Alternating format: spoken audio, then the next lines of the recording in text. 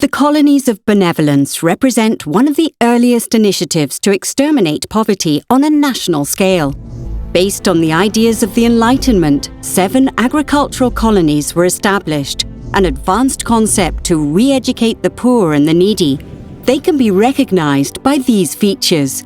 The fact that these domestic colonies housed different target groups of poor people. The structure of the landscape. The landscape was specifically designed for the different groups of the poor who lived here. Families, orphans or vagrants who worked the land under supervision. Building and planting that is representative of this social experiment. But how did this landscape come about? The Netherlands about 200 years ago. Napoleon had left the newly founded United Kingdom of the Netherlands in crippling poverty. A third of the population, 2 million people, are poor and unable to provide for themselves. That had to change. The question was how. A group of prominent Dutch citizens proposes an innovative concept that, even by today's standards, is exceptional in both scale and impact. Idealist Johannes van den Bos is prepared to actually realize the scheme, with the support of the government and the king. This is how he describes it himself.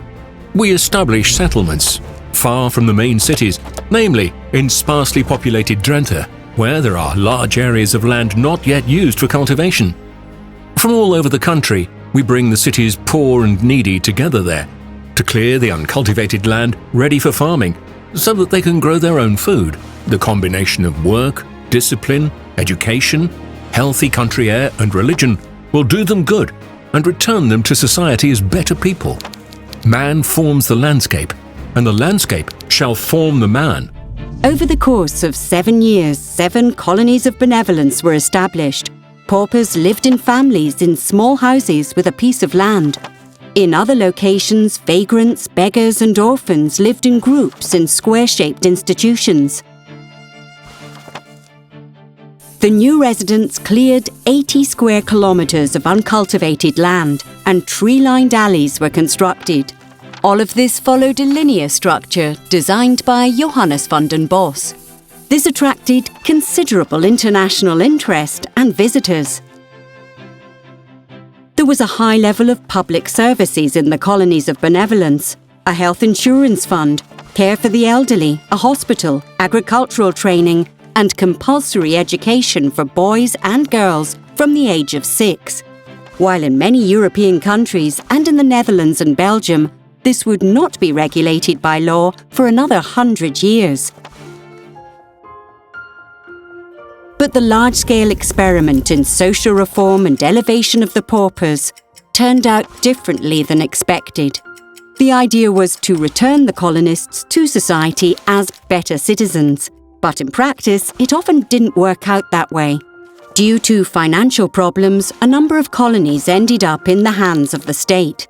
Here, the focus shifted from eradicating poverty to tackling vagrancy, treating mental health issues, and even traditional criminality. This stigmatized the people who lived in the colonies. The remaining colonies stayed under the control of the Society of Benevolence. Nonetheless, some 100,000 people were re-educated here.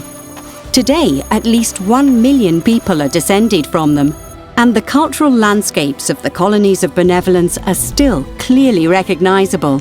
The mottos on the facades of the historic buildings, the majority are still standing, some of which have gained new functions, and of course the straight tree-lined alleys and the structured landscape. Parties in the Netherlands and Belgium work together to maintain the colonies of benevolence.